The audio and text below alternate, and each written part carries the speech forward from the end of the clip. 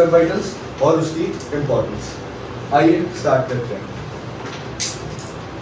सबसे पहले मैं आप सबसे पूछना चाहूंगा वेब वाइटल्स पे जाने से पहले वाइटल्स क्या होता है? What do you understand by vitals? Anyone from you? और वाइटल्स होते क्या है, तभी हम वेब वाइटल्स की बात कर पाएंगे। अगर हमें वाइटल्स का मीनिंग पता होगा उसके बाद ही we can consider thinking of web vitals. क्या वाइटल्स क्या होते हैं इन जनरल?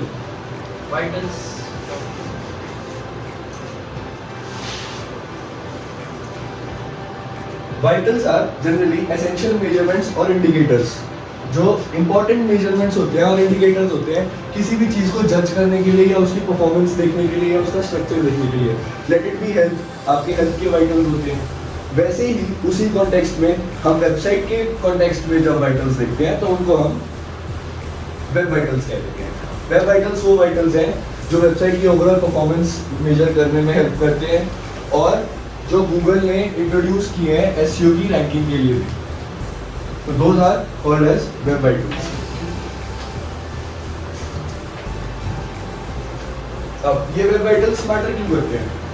बेसिकली 3 मेजर चीजें होती हैं जो वेब वाइटल्स से मेजर होती हैं और वेबसाइट की परफॉर्मेंस में हेल्प करती हैं। That is visual stability, interactivity and layout shifting और loading speed. Loading speed, visual stability and interaction, ये 3 चीजें होती हैं जो हमें वेब वाइटल्स बताते हैं ओवरऑल। आइए देखते हैं आगे इसके बारे में। इंपॉर्टेंस क्या है वेब वाइटल्स की? अगर हमारी वेबसाइट का लेआउट शिफ्ट नहीं हो रहा है, हमारी वेबसाइट की लोडिंग स्पीड अच्छी है, हमारी वेबसाइट में इंटरैक्शन अच्छे से हो रही है, तो ऑब्वियसली यूजर खुश रहेगा। तो that will lead to enhanced user experience. Plus ये जो कोर वेब वाइटल्स हैं ये एसईओ में हेल्प करते हैं। अगर इनका हमारा स्कोर अच्छा होएगा तो एसईओ हमें इनको ऊपर, हमारी वेबसाइट को ऊपर रैंक करेगी। That will lead to SEO advantage.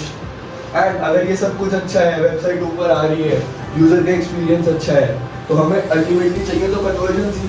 तो that will lead to increase conversions for business for all our website. अब जो मेजर वेब वाइटल्स होते हैं, जो मैंने 3 टॉपिक्स आपको बताए, visual stability, interaction and loading speed, वो जो मेजर करते हैं उनको कोर वेब वाइटल्स बोलते हैं। तो कोर वेब वाइटल्स कौन कौन से होते हैं? Let us discuss.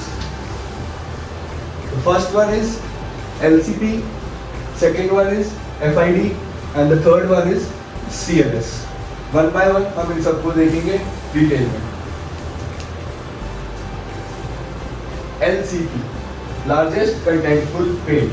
Largest contentful page basically हमारी लोडिंग स्पीड से लिंक्ड होता है। जो भी हमारी लोडिंग स्पीड, जैसे भी हमारा जो फर्स्ट कंटेंट है या जो लार्जेस्ट कंटेंट है या जो मेन कंटेंट है वेबसाइट का, वो कितनी देर में जब यूजर वेबसाइट खोल रहा है तो वो प्रिंट हो रहा है, हमें कितनी देर में जो हमारा मेन कंटेंट है वेबसाइट का वो दिख रहा है, वो LCP मेजर करता है और ये लोडिंग स्पीड के साथ लिंक रहता है। आइए देखते हैं लोडिंग स्पीड से कैसे लिखता है और लोडिंग स्पीड होती क्या है। Loading speed is the amount of time it takes for a website to load and become interactive. जितनी देर में आपकी वेबसाइट लोड हो रही है उसको हम लोडिंग स्पीड बोलेंगे, लोडिंग टाइम बोलेंगे, और इंटरैक्टिव हो रही है वो लोडिंग स्पीड है। और जो लार्जेस्ट कंटेंट आपका आ रहा है वेबसाइट के ऊपर वो LCP मेजर करेगा। इसका मतलब LCP और लोडिंग स्पीड आपस में इंटरकनेक्टेड है। स्लो लोडिंग स्पीड अगर होगी तो ऑब्वियसली वो नेगेटिवली इंपैक्ट करेगा यूजर का एक्सपीरियंस। लोडिंग स्पीड स्लो है, वेबसाइट स्लो लोड होगी तो ऑब्वियसली यूजर फ्रस्ट्रेट हो जाएगा। अब imagine you are visiting a website, आपने वेबसाइट खोली, फटाफट लोडिंग स्पीड अच्छा था, आपका वेबसाइट खुल गया, आपको जो लार्जेस्ट कंटेंट आपने वेबसाइट पे दिखाना था वो एकदम से आ गया, तो एक अपीलिंग होता है, एक आहा मोमेंट होता है कि हाँ वेबसाइट खुल गई एकदम से। तो अगर LCP कम होगा, LCP का स्कोर कम होगा, तभी वो आहा मोमेंट आप एक्सपीरियंस कर पाओगे। तो that is basically LCP, largest contentful page. और इंपॉर्टेंस ऑफ LCP क्या है? Whenever LCP is delayed, अगर लार्जेस्ट कंटेंटफुल पेज ही डिले हो गया तो आपका मेन कंटेंट ही डिले हो गया। मेन कंटेंट ही डिले हो गया तो यूजर को आपका मेन कंटेंट ही अगर बहुत देर बाद दिखेगा तो यूजर चला जाएगा, और यूजर ही चला जाएगा तो आपको कोई फायदा ही नहीं है वेबसाइट से। तो ये इसका फर्स्ट इंपॉर्टेंस है। सेकंड, ये एसईओ की रैंकिंग्स में हेल्प करता है। एसईओ की रैंकिंग्स में ये मेजर फैक्टर है जो एसईओ में आपकी वेबसाइट को ऊपर रैंक करेगा। आपकी वेबसाइट अगर ऊपर रैंक नहीं होगी तो कोई फायदा ही नहीं है। तो ये एसईओ में भी एडवांटेज देता है, इसका स्कोर इसीलिए अच्छा होना चाहिए। अब हमने देखा कि एलसीपी होता क्या है, एलसीपी से यूजर को क्या फायदा है, एसईओ में हेल्प करता है, लेकिन इसका आइडियल स्कोर क्या होना चाहिए? What is a good LCP score? एक एलसीपी का स्कोर ये जो जितनी देर में आपका कंटेंट लोड हो रहा है, तो आइडियल स्कोर होना चाहिए लेस देन 2.5 सेकंड्स। अगर वो 2.5 सेकंड से ज्यादा है और 4 सेकंड्स के बीच में है तो that is considered as a average score. तो वो एवरेज है, आपको इंप्रूवमेंट चाहिए, और 4 से ज्यादा है तो that is considered as poor. तो हमें ध्यान रखना है कि एलसीपी का हमारा स्कोर हमेशा 2.5 सेकंड से कम ही है।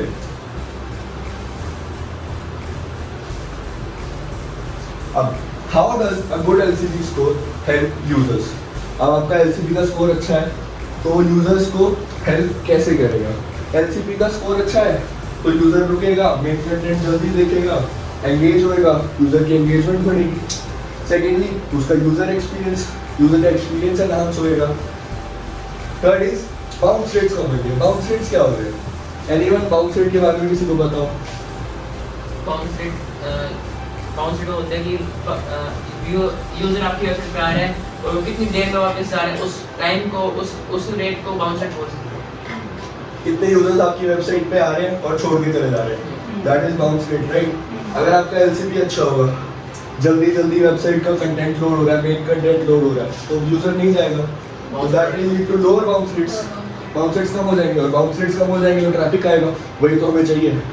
एंड सबसे बाद में बाउंस रेट भी कम है, ट्रैफिक भी आ रहा है, यूजर रुक रहा है, कन्वर्जन्स तो आएंगे ही, that will lead to increase conversions. Now अब ये सब तो हमने देख लिया, एलसीपी क्या है, इंपॉर्टेंस क्या है, स्कोर क्या होना चाहिए, क्या क्या फायदे हैं। लेकिन अगर आपने स्कोर चेक किया और आपका एलसीपी का स्कोर ज़्यादा आ रहा है या अच्छा नहीं आ रहा, तो आप उसको इम्प्रूव कैसे कर सकते हैं? तो first point is make sure your website server response quickly to user request. आप सबको पता है आपकी वेबसाइट का डाटा सर्वर में स्टोर होता है या होस्टिंग प्रोवाइडर होता है उसमें स्टोर होता है। आपको मेक श्योर करना है कि वो अच्छा है और वो जल्दी से जल्दी आपके डाटा को वेबसाइट की तरफ भेज रहा है, ताकि आपका एलसीपी या कंटेंट जल्दी लोड हो पाए और आपका एलसीपी का स्कोर इम्प्रूव हो जाए। सेकेंड इज आप ब्राउजर कैशिंग को इनेबल कर सकते हो। जो आपके विजिटर्स फ्रीक्वेंटली आपकी वेबसाइट के ऊपर आते रहते हैं, अगर उनके कैश में ये स्टोर हो जाएगा तो ये जल्दी लोड होना शुरू हो जाएगा और आपका एलसीपी का स्कोर ऑटोमेटिकली अच्छा हो जाएगा। देन आप अपनी CSS की, जावास्क्रिप्ट की और HTML की फाइल्स को कंप्रेस करके डाल सकते हो अपने लैंडिंग पेज पे, ताकि लोड कम हो और जल्दी लोडिंग स्पीड हो जाए। Last is optimize your images. जो आपकी इमेजेस हैं जो आप अपनी वेबसाइट पे डाल रहे हो, उनके रेजोल्यूशन को मेंटेन करते हुए, उनकी क्वालिटी को मेंटेन करते हुए उनको कंप्रेस करना है, उनका साइज छोटा करना है ताकि लोड कम हो जाए और आप इजीली उनको शो कर सको without much loading time. Next we move on to the second major web vital, that is CLS. CLS stands for Cumulative Layer Shift. Cumulative Layer Shift basically visual stability के साथ linked है। जैसे मैंने आपको बताया था 3 important चीजें, visual stability, interactivity और loading speed। Loading speed के साथ हमने देखा LCP था, अब visual stability के साथ हमारा CLS होता है, that is Cumulative Layer Shift। Visual stability होता क्या है? Visual stability measures how much a website layout shift as it loads. आपने देखा होगा कभी कभी वेबसाइट लोड हो रही है तो एकदम से पॉपअप्स आने लग जाते हैं, आपका कंटेंट इधर उधर हो जाता है। That is basically layout shifting. आपकी वेबसाइट का लेआउट शिफ्ट हो रहा है इधर उधर, that leads to user frustration, user frustrate हो जाएगा। अनएक्सपेक्टेडली लेआउट शिफ्ट होएगा तो यूजर फ्रस्ट्रेट होएगा ऑब्वियसली। तो ये जो विजुअल स्टेबिलिटी है इसको CLS का स्कोर मेजर करता है। तो ये ऑब्वियसली हमेशा कम से कम होना चाहिए, क्योंकि आपका लेआउट वैसे तो शिफ्ट करना ही नहीं चाहिए, और अगर कर रहा है तो बैक टू नॉर्मल बहुत जल्दी हो जाए, इसलिए CLS का स्कोर हमेशा कम से कम ही रहना चाहिए। अगर हम इसको डिफाइन करें तो when a web page element such as images, text और buttons unexpectedly move or shift around during the loading process, it can result in a poor user experience. आपके जो वेब पेज के एलिमेंट्स हैं, images हैं, text हैं, buttons हैं, इधर उधर मूव कर रहे हैं जब वेबसाइट लोड हो रही है, तो आपको परेशानी होगी, यूजर को परेशानी होगी। तो ये CLS है, ये CLS मेजर करता है क्यूमुलेटिव लेयर शिफ्ट का स्कोर। और इसके और भी नुकसान है। मान लो आपका लेआउट शिफ्ट कर दिया, आप किसी पेमेंट गेटवे पे हो, आपने किसी और जगह पे क्लिक कर दिया जहाँ आपको नहीं करना था और आपने किसी और को पेमेंट कर दी, वो आपका नुकसान हो जाएगा। That is also major problem in this. या आप किसी और वेब पेज पे चले गए कहीं और क्लिक करके जहाँ आपको नहीं जाना था, तो ये भी इसका नुकसान है। अब इसका इंपॉर्टेंस क्या है CLS का? CLS से ओवरऑल बैड एक्सपीरियंस होगा यूजर को। अगर लेआउट शिफ्ट करेगा तो यूजर रुकेगा ही नहीं, यूजर छोड़ के चले जाएगा, ऑब्वियसली किसी और वेबसाइट पर पहुंच जाएगा। इसलिए CLS इंपॉर्टेंट है। सेकेंडली, जैसे LCP गूगल रैंकिंग्स में आता है, वैसे ही CLS भी कोर वेब वाइटल है, ये भी गूगल रैंकिंग्स में आता है। अगर इसका स्कोर खराब होगा तो गूगल इसको रैंक नहीं करेगा ऊपर। तो इसका स्कोर अच्छा होना चाहिए ताकि हम SEO में भी हमें हेल्प मिले और हमारी वेबसाइट ऊपर रैंक हो सके। ये एक फैक्टर है SEO का रैंकिंग का। अब what is a good CLS score? जैसे हमने LCP का स्कोर देखा था, वैसे ही CLS का स्कोर भी है। CLS का स्कोर वैसे तो 0 होना चाहिए, आपका लेआउट शिफ्ट ही नहीं होना चाहिए, but if it is shifting तो वो हमेशा 0.1 सेकेंड से कम होना चाहिए। CLS का स्कोर हमेशा 0.1 सेकेंड से कम होना चाहिए। If it is between 0.1 to 0.25 ठीक है, बट यूजर चला जाएगा। 0.1 और 25 में ज़्यादा डिफरेंस अभी हमें नहीं दिख रहा है, बट जब हम वेबसाइट पे होते हैं और लेआउट शिफ्ट करता है तब वो पता चलता है कि कितनी देर के लिए यूजर फ्रस्ट्रेट हो रहा है और चला जाता है। That will lead to user चला जाएगा। तो इसलिए हमेशा 0.1 से कम ही होना चाहिए। अब हमने देखा स्कोर क्या होता है। अगर हमारा स्कोर ज़्यादा है CLS का, तो हम इसको इम्प्रूव करेंगे कैसे? CLS को इम्प्रूव करने के लिए हमारे पास 3 से 4 मेथड्स हैं। First one is pre allocate space for elements. जो आपके एलिमेंट्स है वेबसाइट पे या वेब पेज पे, टेक्स्ट, इमेज, ऑडियो, वीडियो, उनके लिए पहले से आप जगह डिसाइड करके रखो कि आपने टेक्स्ट यहाँ पे डालना है, इमेज यहाँ पे डालनी है, वीडियो यहाँ पे डालनी है। ओवरलैपिंग मत करो और ओवर क्राउडिंग मत करो। सब पहले से सबका स्पेस डेजिग्नेटेड होना चाहिए। अगर वो डेजिग्नेटेड रहेगा तो ऑब्वियसली स्ट्रक्चर ओरिएंटेड रहेगा और लेआउट शिफ्ट नहीं होगा। Second is specify dimensions if you can. आप अपनी पिक्चर्स की विड्थ और हाइट को स्पेसिफाई कर सकते हो HTML के कोड में जाके, जिससे कि वो और ज़्यादा स्पेसिफिक हो जाएंगी। Third is avoid inserting content above existing elements. Avoid करो कि ओवरलैपिंग ना हो। इमेज के ऊपर टेक्स्ट ना आ जाए, टेक्स्ट के ऊपर इमेज ना आ जाए, वीडियो और इमेज कोइंसाइड ना करें, सबके बीच में प्रॉपर गैप हो और ओवरलैपिंग ना हो। And the fourth one is use animations with caution. अगर आप अपनी वेबसाइट के अंदर एनिमेशंस यूज कर रहे हो या ट्रांजिशंस यूज कर रहे हो, तो उनको चेक करो कि आपकी जो एनिमेशन है वो लेआउट शिफ्ट में कहीं लेआउट शिफ्ट तो नहीं हो रहा उनसे। ऐसी एनिमेशंस यूज करो जिससे आपका लेआउट शिफ्ट ना हो। उसको बार बार चेक करो कि आपका एनिमेशन ऐसा है जिससे लेआउट शिफ्ट ना हो। इसके बाद हम आते हैं जो थर्ड मेजर हमारा वाइटल है, that is first input delay. First input delay के लिए मैं आपको पहले ही बता देता हूँ, फर्स्ट इनपुट डिले अभी करंटली है, लेकिन 2024 में गूगल ने इसको ये किया है कि ये बंद हो जाएगा और इसको कोई और वाइटल है जो टेक ओवर कर जाएगा। उसके बारे में हम आगे डिस्कस करेंगे, लेकिन अभी के लिए ये इन न्यूज़ है, इसलिए हम इसके बारे में डिस्कशन कर रहे हैं। FID stands for first input delay. ये बेसिकली यूजर के इंटरेक्शन के साथ लिंक होता है। अब इंटरेक्शन या इंटरएक्टिविटी होता क्या है, आइए देखते हैं। Interactivity measures how quickly a website responds to a user input, like clicking a button or scrolling through a page. आप जब वेबसाइट पे जा रहे हो, आपका डाटा लोड हो गया, जल्दी वेबसाइट लोड हो गई, लेकिन करना तो आपने इंटरेक्शन ही है वेबसाइट पे जाके। वो इंटरेक्शन कितनी देर में हो रहा है? जो फर्स्ट इंटरेक्शन है आपका वेबसाइट पे, वो कितनी देर में हो रहा है, वो FID मेजर करेगा। लाइक आप अपनी वेबसाइट पे गए, लाइक हम डेफिनेशन से समझते हैं। FID is the metric that calculates the time it takes for the browser to respond to the first client's request, and it is measured in milliseconds. आप अपनी वेबसाइट पे गए और आपने सबसे पहले जो बटन क्लिक किया या सबसे पहले आपने कोई इमेज खोली, तो उसमें जो टाइम लग रहा है, that is first input delay. वो FID मेजर करेगा और वो ऑब्वियसली कम से कम होना चाहिए। अगर वो ज़्यादा होगा तो वो फ्रस्ट्रेटिंग होगा यूजर के लिए कि उनका पहला इंटरेक्शन ही लेट हो रहा है। that will lead to bounce rates, और वो चला जाएगा। इंपॉर्टेंस क्या है FID की? जैसे मैंने आपको बताया कि FID 2024 में चला जाएगा, इसलिए उसको लोग अनचेक छोड़ देते हैं। तो FID के कॉन्सिक्वेंसेस हो सकते हैं अगर आपने इसको अनचेक छोड़ दिया तो। फिर अगर आपकी वेबसाइट अच्छी है, आपकी वेबसाइट जल्दी लोड हो रही है, कंटेंट भी अच्छा है, लेकिन इंटरेक्शन ही नहीं हो पा रही, तो कोई फायदा ही नहीं है। And second advantage same as CLS and LCP, SEO का एडवांटेज है। ये भी कोर वेब वाइटल्स में आता है, और कोर वेब वाइटल्स हमारे गूगल के रैंकिंग फैक्टर में भी आते हैं, जिसकी वजह से हमारी वेबसाइट ऊपर रैंक होगी। तो ये इसके इंपॉर्टेंस है। FID का एक अच्छा स्कोर है क्या? डिले कितना हो सकता है? 100 मिली सेकेंड से कम होना चाहिए ऑलवेज। अगर ये 100 मिली सेकेंड से कम है तो ही आपका ये स्कोर अच्छा माना जाएगा। 100 से 300 के बीच में एवरेज कंसीडर करेंगे, और 300 से ज़्यादा that will be considered as poor. अब हमने देखे कोर वेब वाइटल्स, उनकी इंपॉर्टेंस, उनका स्कोर है क्या, उनको इम्प्रूव कैसे करना है, उसकी डिसएडवांटेज क्या है, हमने सब कुछ देखा। लेकिन हम इनके स्कोर्स को चेक कैसे करेंगे? हमें पता तो होना चाहिए ना इनका स्कोर है क्या, तभी तो इम्प्रूव कर पाएंगे। तो हमारे पास कुछ सेट ऑफ टूल्स हैं जिनकी मदद से हम इनको चेक कर सकते हैं। आइए देखिए वो कौन कौन से टूल्स हैं। First one is Google page speed and the second one is GT matrix.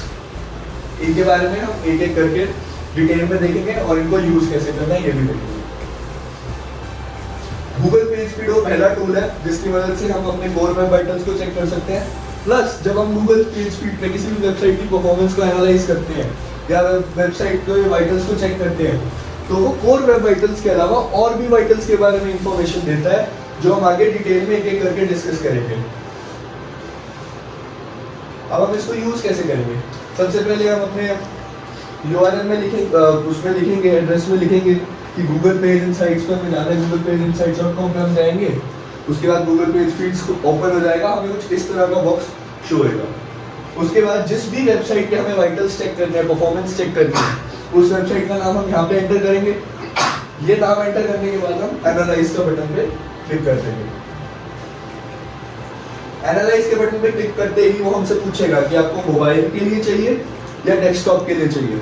तो सपोज करो हमें मोबाइल के लिए हमें वेब वाइटल्स देखते हैं कि मोबाइल में कैसी वो परफॉर्मेंस दे रही है वेबसाइट। तो मोबाइल पे क्लिक करके कंटिन्यू करेंगे तो हमें कुछ ऐसा सा परफॉर्मेंस स्कोर दिखेगा। सबसे पहले परफॉर्मेंस स्कोर ओवरऑल वो स्कोर होता है जो सारे वेब वाइटल्स को या कुछ वेब वाइटल्स को मिला के एक एग्रीगेट स्कोर दे देते हैं। वो ओवरऑल 100 की परसेंटेज में हमें स्कोर दे देता है। 0 to 50 जो होता है वो बेकार होता है, मतलब बेकार इन द सेंस वो अच्छा नहीं होगा। 50 to 89 is considered as good average, and 90 to 100 बहुत कम होता है लेकिन वो बहुत ही अच्छा होता है। जैसे हमने अमेजन का देखा, अमेजन का ही 65 है, तो यू कैन सपोज कि 65 एक बहुत अच्छा स्कोर है। इसके बाद हमें दिखते हैं वो वेब वाइटल्स की वैल्यूज जो हमने अभी तक पढ़े हैं, और उसके अलावा जो अलग वेब वाइटल्स हैं जो गूगल पेज स्पीड हमें प्रोवाइड कर रहा है, जो कोर वेब वाइटल्स के अंदर नहीं आते। कोर वेब वाइटल्स की हमने बात करी, LCP लार्जेस्ट कंटेंटफुल पेज अभी हमने देखा, उसकी वैल्यू 2.5 से कम होनी चाहिए, इधर 2.1 है, इसका मतलब ये बहुत अच्छी वैल्यू है। उसके बाद हमने CLS देखा था, CLS की वैल्यू 0.1 से कम होनी चाहिए थी, दिस इज 0, इसका मतलब ये भी अच्छी है, दैट्स व्हाई ग्रीन लाइन में शो हो रहा है। उसके बाद हमने FID देखा, FID की वैल्यू 48 मिलीसेकंड से रखी है, that should be less than 100 milliseconds, इसलिए ये भी बहुत अच्छी वैल्यू है। Other than these core web vitals, these 3, इसके अलावा ये हमें 3 और मैट्रिक्स के बारे में बताता है, that is FCP, first contentful page, interaction to next page, INP, and time to first byte, that is TTFB। इनके बारे में हम अभी डिटेल में डिस्कस करेंगे। Now when you scroll down, इसके बाद गूगल पेज स्पीड में आपको और कुछ मैट्रिक्स बताएगा। ये वही है FCP, LCP, CLS जो हमने बात करी। इसके अलावा total blocking time and speed index, ये भी हम अभी आगे डिस्कस करेंगे। Now जो अदर मैट्रिक हमें गूगल पेज स्पीड ने दिखाया, पहला है FCP, first contentful page. FCP और LCP में बहुत सारे लोग कंफ्यूज हो जाते हैं। LCP और FCP को कभी भी कंफ्यूज नहीं करना है। LCP एक कोर वेब वाइटल है और FCP कोर वेब वाइटल्स में नहीं आता, लेकिन उतना इंपॉर्टेंट है। FCP इज दैट टाइम जब आपका फर्स्ट कंटेंट जो वेबसाइट लोड हो रही है उस पे वो दिख रहा है। फर्स्ट कंटेंट आपकी वेबसाइट पे कितनी देर में पेस्ट हो रहा है या कितनी देर में आपको नजर आ रहा है, दैट इज FCP। FCP का स्कोर वो बताता है। अब इसको इंप्रूव कैसे करेंगे? सेम एज LCP, सर्वर का रिस्पांस टाइम कम होना चाहिए, सर्वर से जल्दी डाटा आना चाहिए, कोड्स और स्क्रिप्ट्स, जावा फाइल, HTML को हम कंप्रेस कर सकते हैं, इमेजेस को हम ऑप्टिमाइज कर सकते हैं। जैसे हमने सेम LCP में किया था वैसे ही हम FCP में भी कर सकते हैं। इसका स्कोर जितना कम से कम होगा उतनी जल्दी हमारा फर्स्ट कंटेंट लोड हो जाएगा और वो यूजर के लिए उतना ही ज़्यादा बेनिफिशियल है। इसके बाद हमारा सेकंड मैट्रिक है interaction to next page. Interactivity का जो मेजर कोर वेब वाइटल था मैंने आपको बताया था, दैट वाज FID, जो मैंने आपको कहा था 2024 में डिसेबल होने वाला है। 2024 में FID की जगह interaction to next page take over कर जाएगा। इसका क्या मतलब है? ये भी इंटरैक्टिविटी से लिंक्ड है। FID में हमने देखा था कि जो फर्स्ट इंटरैक्शन है उसमें कितना टाइम लग रहा है।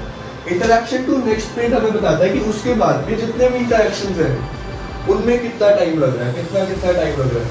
That is interaction to next page. इसके बाद हमारा थर्ड है जो अदर नोटेबल मैट्रिक्स में आता है TTFB, time to first byte. As we all know server से डाटा आता है जब वेबसाइट लोड होती है, तो सर्वर से डाटा कैसे ना कैसे तो आता ही होगा। सर्वर से डाटा कुछ सपोज करो पैकेट्स की फॉर्म में आता है, उन पैकेट्स को हम बाइट्स का नाम दे देते हैं। तो वो जो पहला सेट ऑफ बाइट या पहला सेट ऑफ पैकेट हमारे सर्वर से वेबसाइट लोडिंग के टाइम पे कितना जल्दी पहुंच रहा है, वो टाइम TTFB हमें बताता है। टाइम टू फर्स्ट बाइट, ये वो बाइट है डाटा की जो पहले सबसे पहले पहुंच रही है, उसका टाइम ये बताएगा। तो ये इनिशियल लोडिंग स्पीड से और ब्राउजर का जो एफिशिएंसी है उससे लिंक, ब्राउजर का क्या, सर्वर्स की जो एफिशिएंसी है उससे लिंक्ड है। ये देखते हैं डिटेल में। In simple terms it represents the delay between a user clicking on a link और entering a URL and the moment when the website starts to load. अब वेबसाइट स्टार्ट तो वो भी लोड करनी है, जब फर्स्ट सेट ऑफ डाटा आएगा तो वो बाइट की फॉर्म में आएगा, वही हमारा TTFB मेजर करता है। TTFB कम से कम होना चाहिए, जितना कम होगा उतनी जल्दी वेबसाइट लोड होनी स्टार्ट हो जाएगी। नाउ उसके अलावा जब हम स्क्रॉल डाउन कर रहे थे हमें दो और मैट्रिक्स दिख रहे थे, एक स्पीड इंडेक्स और एक टोटल ब्लॉकिंग टाइम। तो speed index web vital measures how fast the visible parts of a web page appear to the user as it loads. तो ये एक मेजर वेब वाइटल नहीं है, बट ये ओवरऑल वाइटल है जो हमारी टोटल सम अप कर देता है स्पीड को सारे वेब वाइटल्स को मिला के। जैसे हमें परफॉर्मेंस का स्ट्रक्चर का स्कोर मिला था, वैसे ही स्पीड इंडेक्स हमें ओवरऑल स्पीड का स्कोर भी देता है हमारी वेबसाइट का, जो हम इससे देख सकते हैं। ये कोई अलग वेब वाइटल नहीं है, ये एक मेजर वो है जो हमें परसेंटेज ऑफ स्कोर दे देता है। नाउ जो सेकंड टूल है गूगल पेज स्पीड के अलावा, दैट इज GT मैट्रिक्स, जिससे हम अपने वेब वाइटल्स को चेक कर सकते हैं। वही सेम जैसे हमने गूगल पेज स्पीड देखा था वैसे ही हम GT मैट्रिक्स देखेंगे। हम gtmetrics.com पे जाएंगे, जो भी वेबसाइट को हमें एनालाइज करना है उसका नाम यहाँ पे डाल के हम टेस्ट योर साइट को दबा देंगे। उसके बाद ये हमें कुछ इस तरीके का शो करेगा। सपोज हमें HIDM.in का चेक करना है, तो हमने HIDM.in उसमें सर्च किया और एनालाइज कर दिया, यहाँ पे HIDM.in का नाम आ गया, प्लस यहाँ पे फोटो आ गई वेबसाइट की, और उसके बाद हमारे वेब वाइटल्स आ गए। CLS के बारे में हमने बात करी थी, LCP के बारे में हमने बात करी थी, प्लस TBT के बारे में भी हम बात करेंगे। और उसके अलावा ये दो चीजें और बताता है, दैट इज स्ट्रक्चर और परफॉर्मेंस। अब ये परफॉर्मेंस और स्ट्रक्चर की परसेंटेज दे रहा है, ये क्या है आइए देखते हैं।